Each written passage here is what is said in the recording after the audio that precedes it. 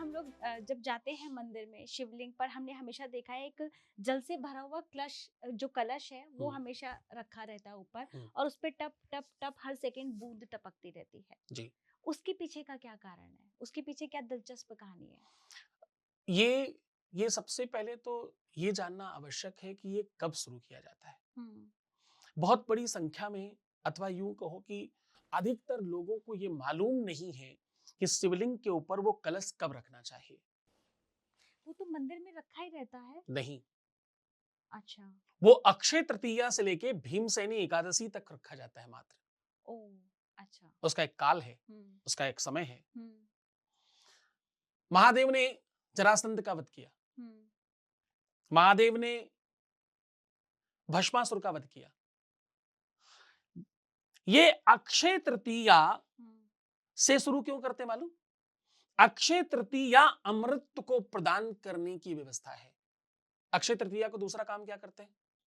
अक्षय तृतीया को दूसरा काम करते हैं, खीर हम खुले में रखते हैं और हम समझते हैं कि चंद्रमा की शैतल्यता से अमृत की बूंदें इसमें गिरेंगी हम्म। और हम जिसको भी इसका प्रसाद देंगे हम्म।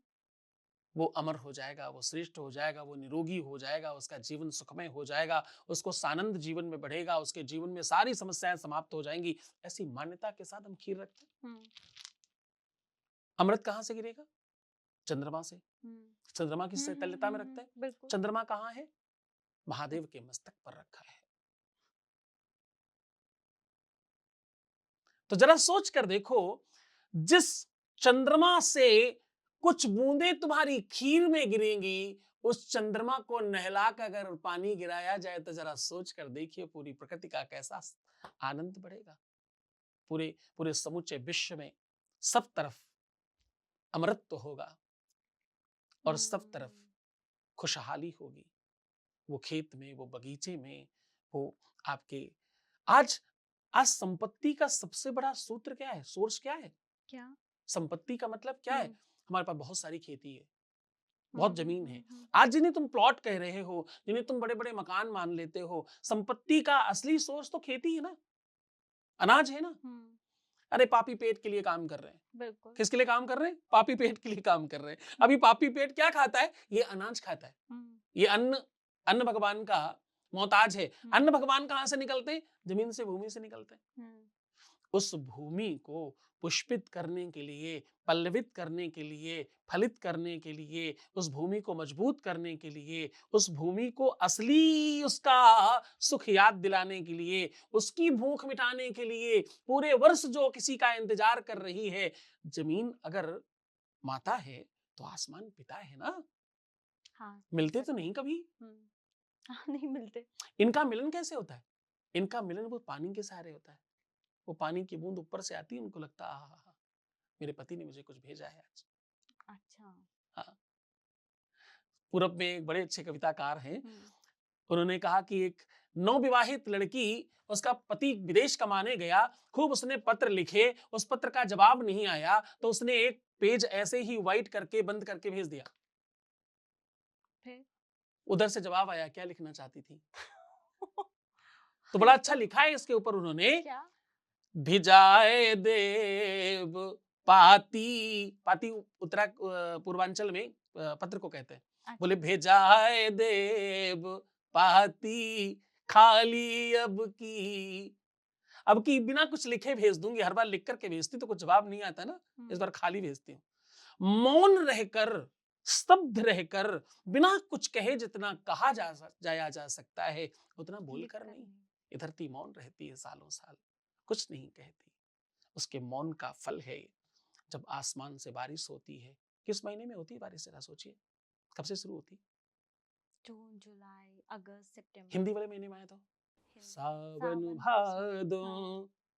वहीं से शुरुआत होती ना। सावन में, हाँ वो हाँ गाने हाँ। कितने सारे हैं इसके तो, हम्म। सावन बरसे भादो गावे, हम्म। कितने सारे सॉन्ग हैं। हम्म। श्रावण से शुरुआत होती है और श्रावण महीना किसका है? शिव का। भगवान शिव का। हम्म। परमात्मा वो तत्व प्रदान करता है। इस महीनों में ही वो सारी के सारे सुख हैं, इन महीनों में ही सारी की सारी वो व्यवस्थाएं हैं, इन महीनों में ही वो सारे पर्व हैं। वो चाहे कजरी तीज हो, वो चाहे शिव विवाह हो, ये सब सब सब इसी में है। इसलिए इस कलश को अक्षय तृतीया से भीमसेनी एकादशी तक रखा जाया करता है। उसी का आनंद है। पूरी प्रकृति आनंदित हो, पूरा संसार आनंदित हो, हमारे बच्चे, हमारे घर, हमारे परिवार, हमारे वंश, हमारे कुटुंब, सब वसुधैव कुटुंबकम है ना। बिल्कुल। समूची वसुधा मेरा कुटुंब है। इस भाव से हम सनातनी जीते हैं। हम अपना कल्याण थोड़ी चाहते हैं केवल, हम तो सबका कल्याण चाहते हैं। हम सब सुखी महादेव हो, के भक्त हैं तो सभी चाहते सभी ही का हैं, कल्याण बिल्कुल। हो।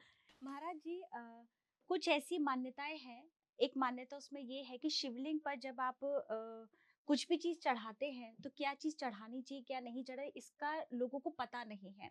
जैसे कि मैं बात कर रही हूँ, हल्दी वर्जित है शिवलिंग पे चढ़ाने के लिए, तुलसी भी आप नहीं चढ़ा सकते हैं।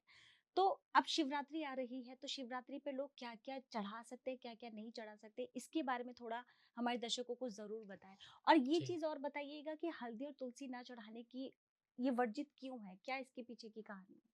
बहुत बढ़िया।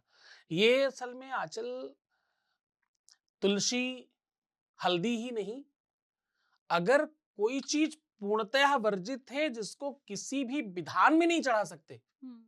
भगवान शिव पर, वो केतकी है। कितकी। केतकी का पुष्प हम्म। किसी भी विधान में जाकर भी नहीं चढ़ाया जा सकता। अच्छा। तुलसी तो आप चढ़ा सकते हो, हाँ। तुलसी की पत्ती नहीं चढ़ाकर आप मंजरी चढ़ाइए, भगवान शिव पर चढ़ सकती है। अच्छा। हल्दी आप डायरेक्ट नहीं चढ़ा करके, अगर आप दूध में मिलाकर या किसी भी चीज में मिलाकर हल्दी चढ़ा रहे हैं, हम्म। आप चंदन के साथ हल्दी मिक्स करके डालिए, चढ़ा सकते अच्छा। हैं। डायरेक्ट हल्दी नहीं चढ़ा सकते केवल। ओके। लेकिन आप अगर केतकी की बात करें तो केतकी किसी भी रूप में नहीं चढ़ा सकते। ऐसा क्यों? शिव महापुराण की गाथा है। हम्म। शिव महापुराण में जो मैंने आपको प्रारंभ में कहा कि जब भगवान शंकर ने नृत्य किया और नीचे एक शिवलिंग का निर्माण हुआ, हम्म। फिर भगवान ब्रह्मा और विष्णु का जन्म हुआ, हम्म। जिसको हम आगे जाकर के समझते हैं कि विष्णु जी के नाभि से ब्रह्मा जी निकले। बिल्कुल, हाँ हाँ। वो कथा यहां से प्रारंभ होती है। अच्छा। यहां ब्रह्मा और विष्णु जब आपस में ये कह रहे थे, वो कहते मैं बड़ा, वो कहते मैं बड़ा, हम्म। दोनों में आपस में युद्ध हो रहा। ऊपर से आकाशवाणी हुई एक प्रकाश के साथ। जब ब्रह्मा जी ने पूछा तुम कौन, हम्म। कहा मैं शिव हूं हम्म। और मैं आदेश देता हूं। जो इस शिवलिंग के मूल में यानी जड़ में जाकर पहले स्पर्श करके आएगा, जिसको अंत मिल जाएगा जड़ का, अच्छा। वो बड़ा माना जाएगा। अच्छा। ब्रह्मा और विष्णु दोनों गए, हाँ। दोनों खूब प्रयास करते रहे। कालांतर तक, सैकड़ों हजारों सालों तक प्रयास करते रहे, उसकी जड़ नहीं मिली, नहीं मिली, अंत अच्छा। नहीं मिला। हाँ। विष्णु जी वापस आए, बोले देखो मुझे तो नहीं मिला, मैं क्षमा चाहता हूं, हम्म। मुझे आप छोटा बना दो, मैं जड़ नहीं देख पाया। भगवान बहुत प्रसन्न हो गए, बोले तुम में सत्य बोलने की क्षमता है, बस ओ। इतना ही तुम्हारा गुण सबसे बड़ा है। धर्म का असली नाम सत्य है। गोस्वामी तुलसीदास जी लिखते हैं, बोले धर्म न दूसर सत्य समाना, आगम निगम पुराण बखाना। पुराणों में, हम्म। शास्त्रों में हम्म। लिखा है कि धर्म सत्य के अलावा कुछ और नहीं, सत्य ही धर्म है, धर्म ही सत्य है। सत्यव्रतम सत्य परम सत्यम, इसीलिए बोल रहा है शिव ही सत्य है। शिव ही सत्य है। तो वो हम्म। सत्य से बहुत प्रेम करते, बोले सच बोला तुमने, तुम हम्म। सत्य की स्थापना करने के लिए जाने जाओगे, हम्म। जाओ तुम्हारे अंदर भगवत्ता का दर्शन होगा, लोग तुम्हें भगवान मानकर पूजा करेंगे। जब जब संसार में कोई आपत्ति आएगी तो तुम्हारा जन्म होगा, अच्छा। लोग तुम्हें भगवान समझेंगे। मैं तुम्हारे अंदर भगवत्ता का दर्शन दे रहा हूं, हम्म। भगवत्ता की ताकत दे रहा हूं तुमको। हम्म। और एक लोक दिया। इस बात से वो बड़े प्रसन्न हुए, उनके शरीर से द्रव निकला सफेद दूध की तरह, वो क्षीर सागर बन गया। और सारा अरेंजमेंट जो आप समझते हो, ये बड़ी लंबी कहानी है, हम्म। भगवान विष्णु को सब प्राप्त हो गया अच्छा। कि तुम्हारे अवतार होंगे, जब जब आवश्यकता पड़ेगी मैं तुम्हारी मदद करूंगा, हमेशा तुम्हारे सहायक रहूंगा। और ये बड़ा शिव प्रेम जी हो ने गया, उनको बोला। प्रेम हो गया भगवान शिव को उनकी सत्यता से कि सच बोल हम्म। रहे हैं आप। ब्रह्मा जी को लगा जब इनको नहीं मिला, मूल बोल के इतना सब कुछ प्राप्त हो उसके गया, तो बावजूद भी अगर मैं लोग। ये कह दूं झूठ मूठ कि मुझे तो मिल गया, तो मुझे इनसे ज्यादा मिल जाएगा, मैं बड़ा हो जाऊंगा। ब्रह्मा जी ने आकर झूठ बोल दिया ओ। कि मुझे तो मूल मिल अच्छा। गया। भगवान शिव ने बारंबार ये कहा कि तुम झूठ बोल रहे हो, ब्रह्मा जी मानने को तैयार नहीं। पहला उन्होंने गाय को अपनी साथ मिलाया। ब्रह्मा जी ने बोले गाय को पूछ लो, तो गाय ने सर हिला दिया प्रभाव में आकर। केतकी ने पूरा जवाब दे दिया, बोले हाँ हाँ हाँ हाँ इन्होंने मूल देखा है। ओ। भगवान रुष्ट हो गए, केतकी को श्राप दिया कि जाओ, ना तो कोई तुम्हें बगीचे में, ना तो कोई अपने घर में, ना तो अपने खलिहान में और ना तो अपने आसपास कहीं तुम्हें रखेगा और ना ही किसी श्रेष्ठ कार्य में तुम उपयोग किए जाओगे। जो भी व्यक्ति केतकी का पुष्प मुझ पर चढ़ा देगा, उसको 1000 गाय वध का दोष लगेगा। केतकी बार बार प्रणाम करने लगी, वंदन करने लगी, महादेव मुझे क्षमा करो। महादेव कहते 1 करोड़ गाय का पाप लगेगा, केतकी तुम सामने से हट जाओ। केतकी के बहुत कहने पर महादेव ने कहा जाओ, लोग तुम्हें बगीचे में, खेत में, खलिहान में हो सकता जगह दे दें, लेकिन शिव पर तुम कभी न चढ़ोगी।